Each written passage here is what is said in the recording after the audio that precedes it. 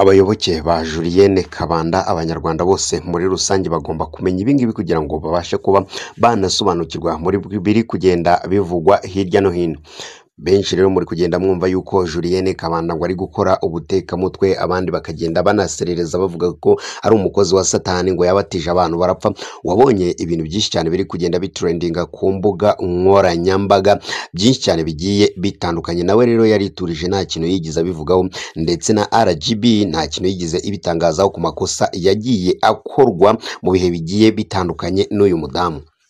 Ariko reka hano kuri Wasam TV Show tuze tukuvire imuzi n'umuzingo ubundi ikibazo cyuko giteye neza kugira ngo uze kubasha kuba wanasobanukirwa, ureke kujya ugendera mu kigare cy'abantu benshi cyane bagiye batandukanye. Julienne Kabanda rero niyo mazina yiwe, akaba yaravutse mu mwaka w'igihumbi kimwe na magana cyenda na mirongo inani, akaba ariho yabonye izuba.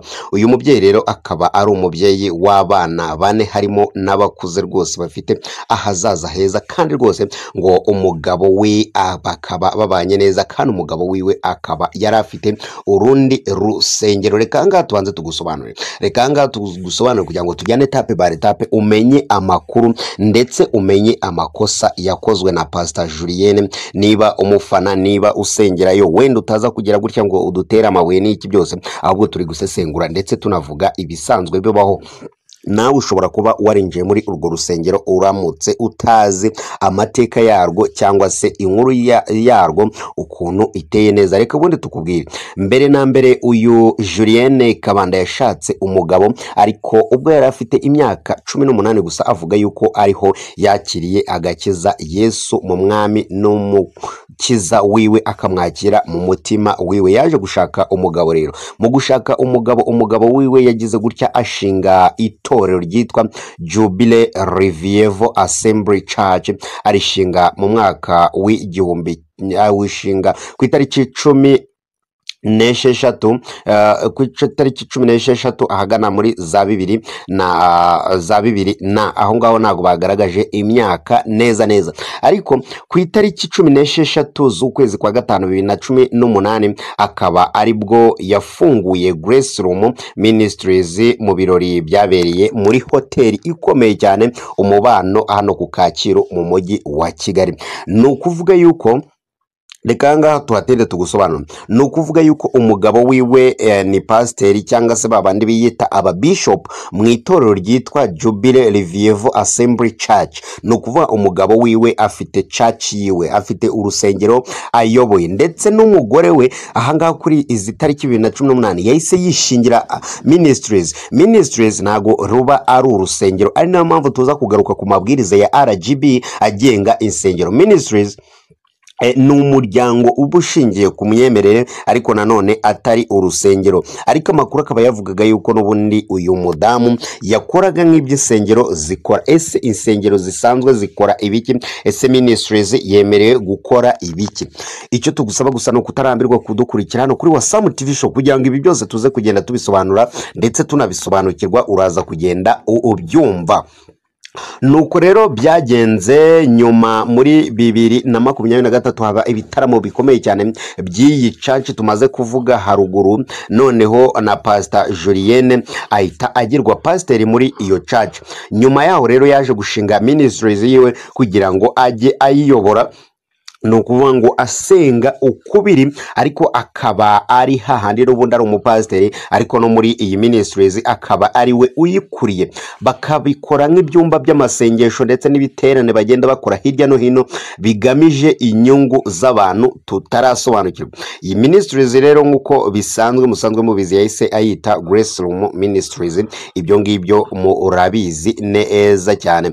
Umwuga we rero wahoze ari uwo nguwo wo kuvuga ubutumwa guhera muri 2018 agenda azenguruka muri ministries yiwe, ajya muri Jubilee Revival Church, aho ngaho nawo akaba yarahavugaga ubutumwa, dore yuko ari naho yahereye. Ariko reka tubanze tukubwire ubundi amakosa ya Pastor Julienne yakoze akantu ku kandi kugira ngo ubashe kuba wasobanukirwa. Abayoboke rero ba Pastor Julienne cyangwa se Grace Room mugomba kumenya aya makosa kugira ngo naho uzumva babivuga utazigera utera imaka cyangwa se ngo ushake kuba wanarwana uvugane umujinya mwinshi nk'uko benshi bari kugenda batera amakomenti benshi cyane bavuga yuko ngo bari kubarenganya n'ibiki byose. Nawe ibi bintu niwumva kuko bitarabayemo urajya muri komenti wongere utubwire, ariko tukwibutsa yuko dushaka n'umuntu umwe nibura waba usengeramo maze akaduha ubuhamya ukuntu ibintu bigenda. Icyambere, Julienne yabatije abantu atabyemerewe, yabatije abantu basaga 500 nk'uko byakomeje kugaragazwa ku itariki 5 Gicurasi 2025. ubwo rero nibwo nyuma rero ibibazo byakuje gukomeza cyane. Iryo rero ni ikosa rikomeye cyane, bitewe nuko nubundi iyi ministries ntago yemewe nk'itorero, ahubwo yemewe nka ministries cyangwa se icyumba cy'abantu basengeramo n'ibindi bintu bigiye bitandukanye, ariko ntago ryemewe kuba ryabatiza abantu. Kireka iyo aza twitwaza ya church y'umugabo wiwe, umugabo we yashinze church, naho bidahagije nawe abona yuko ari byiza gushinga church, abona yuko byungura, abona yuko birimo ifungo, nawe ahita ashinga ministries. Nuko rero yaje kuba yabatiza abantu bagera kuri 500 bose. Ibyo ngibyo rero ntago byaje gushimisha leta ndetse n'abandi bantu bagiye batandukanye bareberera iby'amategeko. Ibyo ngibyo byaje guhita bigenda bisubirwamo. Ikosa rya kabiri yaraturishaga.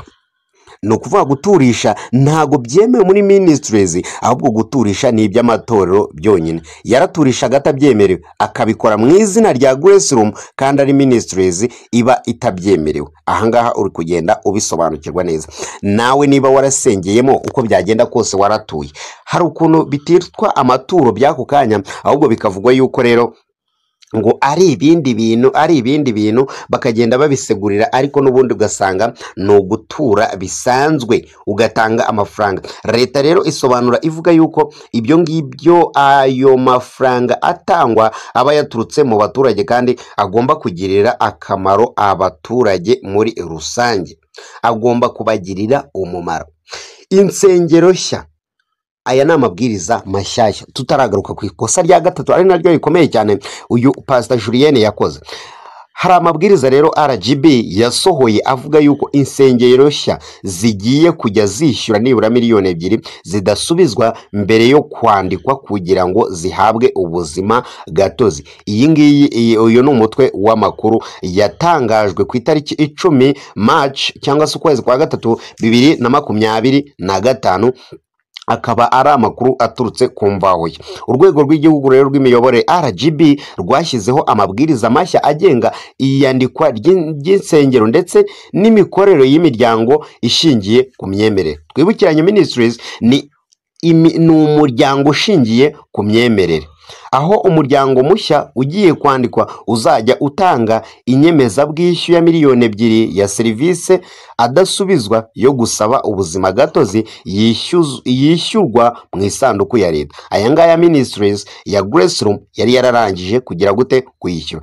Ibyo rero bikubiye mu igazeti y'amabwiriza mashya ya RGB nomero 01 cyangwa se akarongo kaberamye 2025 yo kuwa gatandatu z'ukwa gatatu 2025 yerekeye ibindi bisabwa imiryango ishingiye ku myemerere.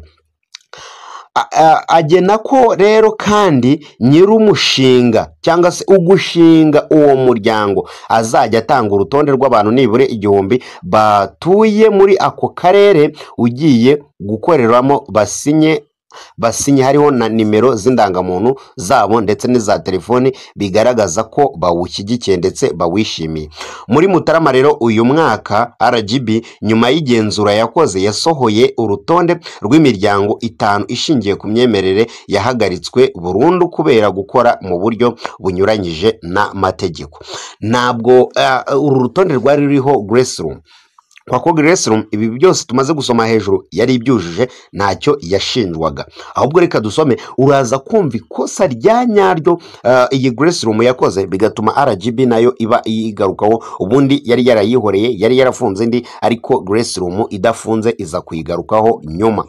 Mu bundi bugenzuzi rero bwayo muri 2024 nabwo bwaragaragaje ko mu nsengero zisaga ibihumbi 13 zagenzuwe, ibihumbi hafi 8 muri zo zarafunzwe burundu, ntabwo ari Grace Room yafunzwe yonyine. Mu bindi bisabwa rero mu mabwiriza mashya harimo icyemezo cy'uhagarariye umuryango imbere n'amategeko n'icyuwungirije biriho umukono wa noteri byemeza ko nta wundi muryango wundi yaba ahagarariye.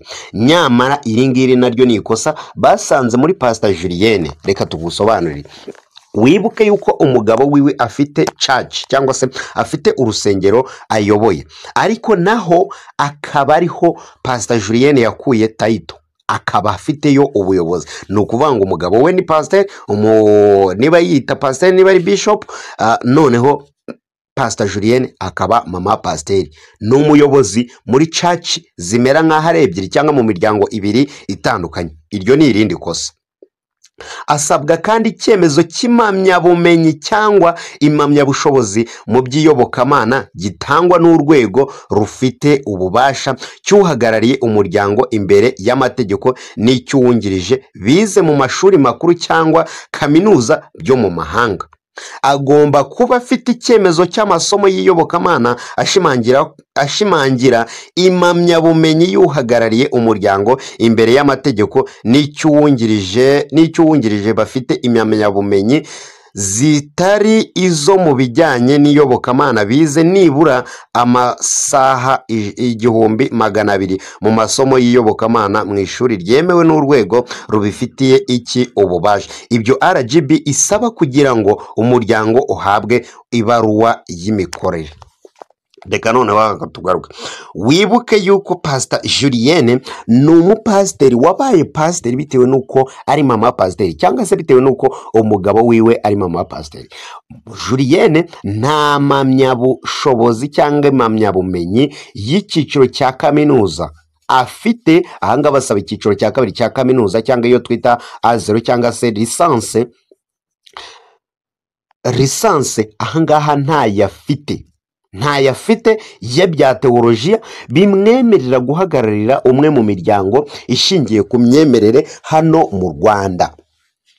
We rero yashatse kubikabiriza. Ubundi bwa mbere ashobora kuba yari yaragaragaje yuko umugabo wiwe ari we ukuriye ibingibi, gusa byaje kugaragara yuko ari Pastor Julienne ubikuriye. Ibyo ngibyo rero bikaba ari bimwe mu byashingiweho kuba uru rusengero rwiwe yarashaka gushinga rwafunzwe. Hari abajya kure rero bakavuga yuko yari yaramaze gufata inguzanyo muri banki kugira ngo agure ubutaka ubundi yubake church nawe atere imbere nk'abandi, agire church ye n'umugabo we agire church yiwe. Ni ibintu rero bikomeye cyane. Umuryango rero usaba imikorere mu karere runaka ugomba gukorana na leta n'andi mabwiriza agiye atandukanye. Ahangaha ho nta kintu babushijaga bitewe nuko ngo yagaragazaga ko ashaka kugenda yubaka n'andi mashuri agiye atandukanye kugira ngo abarisengeramo ndetse n'abamukurikiraga bose bajye bakurikira. Julienne rero yateguraga amateraniro hano Nyarutarama akasengeshereza kandi atabyemerewe. Ni ukuvuga yuko rero nta n'ikintu gihari, ntabwo ministries iteganya gutumira gukora amateraniro n'ibindi bintu bigiye bitandukanye, ahubwo yoyo isengesha abantu bayo ifite, ntabwo ikora ivuga butumwa nk'irisanzwe rikora andi madini ndetse n'andi matora. Ariko we ngo yagendaga abikora. Ibyo ngibyo ntabwo ari ibintu byinshi cyane, namwe murabizi ibintu byabereye muri Arena yuko yabwiye abantu bakaza bagateranira muri Arena, benshi bakabura naho bajya, benshi babuze naho bajya. Ibi rero nibyo twagusomeraga by'amabwiriza aya ngaya asa nk'aho ari aya kera, hari aya vuba rero asohotse vuba cyane. Reka nayo tuyasome kugira ngo ubashe kugenda uyumva. RGB nayo igaruka isaba ba bantu ngo batwara insengero zabo mu mifuka yabo yuko ibi bintu bitemewe. Umuntu akabwiriza neza kuri YouTube, abantu benshi cyane bakamukurikira, barangiza kumukurikira ejo akababwira ngo dusengera ahangaha, agakodesha akabare n'ibiki byose. Murabizi yuko muri arena haberamo ibiterane bigiye bitandukanye, habamo ibitaramo by'abahanzi ndetse n'ibindi bigiye bitandukanye, ariko hari n'abakozi b'Imana bakodesha arena mu kujya kuyiteraniramo kugira ngo basengeremo. Ejo ugasanga n'urusengero bayihinduye urusengero, ejo ugasanga ni akabari bayihinduye akabari, ugasanga bayihinduye akabyiniro. N'ibi ngibi rero nabyo RGB yagize ukundi kuntu ibivuga, ukuntu ngo abantu abakozi b'Imana bagenda bateranira ahantu henshi hagiye hatandukanye, ubundi barangiza kuhateranira nyuma ugasanga harafunze harimo ibindi bikorwa. Ibi nabyo RGB yagize ibintu byinshi cyane ibivugiraho mu mabwiriza mashya agenga imiryango ishingiye ku myemerere yatangajwe n'urwego rw'igihugu rw'imiyoborere RGB. Hasobanuwe ko nta kwihanganira abagendana insengero zabo mu mifuka bakamera nk'aho bifatiye abantu muri rusange. Ni ubutumwa bukubiye mu kiganiro ku mabwiriza mashya arebana n'imiryango ishingiye ku myemerere cyatambutse kuri televiziyo y'u Rwanda n'ubundi ku itariki ya 10 Werurwe 2025. Reka nabyo tubanze tubikumvishe kugira ngo ubashe kugenda usobanukirwa n'amakosa agiye atandukanye yakozwe n'abakozi b'Imana ba Grace Room. Umuyobozi rero mukuru w'urwego rw'igihugu rw'imiyoborere Dr. Uwicyeza Doris Picard yavuze ko nta kwihanganira abagendana insengero mu mifuka yawe. Yagize ati nta maka twagira nk'abagendana insengero mu mufuka. Umuntu aragenda akandikisha itorero rye, akagenda agakodesha ugasanga n'inyubako imwe bayikodesha ari abantu 5. aho agiye hose akafunga urusengero rwiwe akigendera, ubundi akahasiga ikibazo. Murabizi yuko namwe ibingibi byigize kubaho i Kigali cyane, ugasanga ahantu namwe nakabari, ejo wagaruka ukabona bari kwasengera bikakuyobera. Ibyo rero ngo ntabwo urwego rw'igihugu rw'imiyoborere ntabwo ruzabyidengagiza cyangwa se ngo rureke abaturage bafatwe gutyo. Ati rero n'abandi bavuga ngo njyewe urusengero rwanjye nirwujuje ibisabwa ariko nzajya nkodesha urundi rwujuje ibisabwa, mwese muzakwa ubuzima gatozi. Grace Room yari ifite ubuzima gatozi. Aha rero kugenda ikodesha amazu menshi agiye atandukanye bahakorera n'iki urabona ko nabyo ni irindi kosa rikomeye cyane. Dr. Uwicyeza yakomeje asobanura ko ayo mabwiriza mashya hari ibyo aje gukemura bisanzwe mu mikoranire ndetse n'imikorere y'imiryango ishingiye ku myemerere. Yagize ati hari nabo twagiye dusanga bagiye bafata umutungo w'abantu ku giti cyabo ubundi bakawitirira uwabo. Imbarutso yabaye ko itegeko ryo muri 2018 harebwa yuko ryubahirizwa nk'uko igihugu n'ubundi kiba cyarishyizeho, basanga amadini ndetse n'amatorero ntago ajya yubahiriza iryo tegeko. Ati ni urwego rukoresha amafaranga aturuka mu baturage ariko ukanasanga nirwo rwego rutagaragaza uko akoreshwa. Reka tugusobanurira haneza. Wibuke ko Grace Room ngo yari yatangiye no kuba yaturisha abakiriya bayo cyangwa se abafatanyabikorwa bayo cyangwa se abakristo bayo.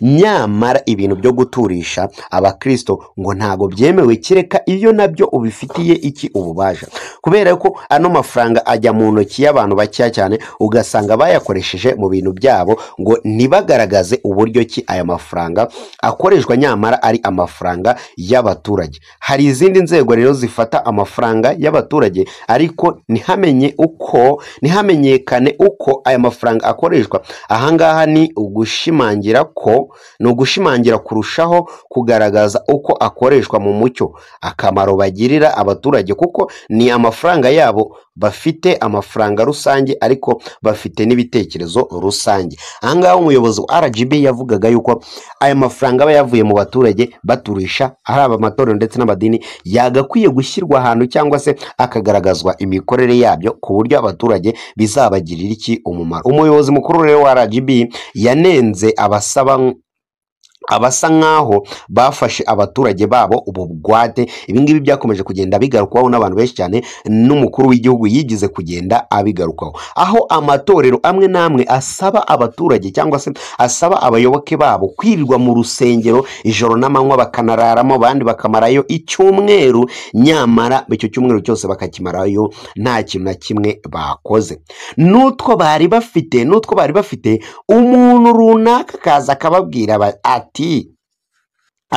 ati muture ubukene bwanyu mu bujugunyemo ahangaha, akirundanyiriza amafaranga, akiyubakira inzu nziza, akirira neza abana biwe bakiga neza, nyamara ba bandi basengana ugasanga bobo bari hehe? Bari mu bishanga, bararya ubusa n'iki byose, ahubwo batangiye kujya basabiriza, ntibaniteganyiriza. Kandi ngo ugasanga abo bantu ntibabishyura n'imishahara, ntibabishyurira ubwisungane mu kwivuza, ugasanga nyine ntibateganyiriza n'ahazaza, nyamara bo ku giti cyabo nk'abayoboye amacaci ugasanga bariteganyiriza, abana babo bakiga neza, abayishi bakajya no kwiga hanze kugira ngo bamenye n'izo ndimi z'amahanga kugira ngo bazagure insengero zabo. Kandi yongeyeho ati hari abashinga insengero nka bizinesi, nabo ngabo ntabwo twabura kubavuga kugira ngo nyine nabo bamaze kubona abashinze insengero n'ubundi barakize, nabo bakishingirizaho kugira ngo bikuriremo ayabo. Ibyo rero nibyo gukumirwa hakiri kare no kureberera abaturage, nicyo tubahereho nk'abayobozi. Ayo ni amagambo y'umuyobozi wa RGB, ntabwo ari njye uri kuyavuga, nk'uko yanditswe n'ikinyamakuru Imvaho Nshya. Ni ukureba ikigirira akamaro abaturage muri rusange. Abikubiye rero muri aya mabwiriza ni ugukumira amatorero usanga abadiyakoni, abahereza ndetse abantu bahora ku rusengero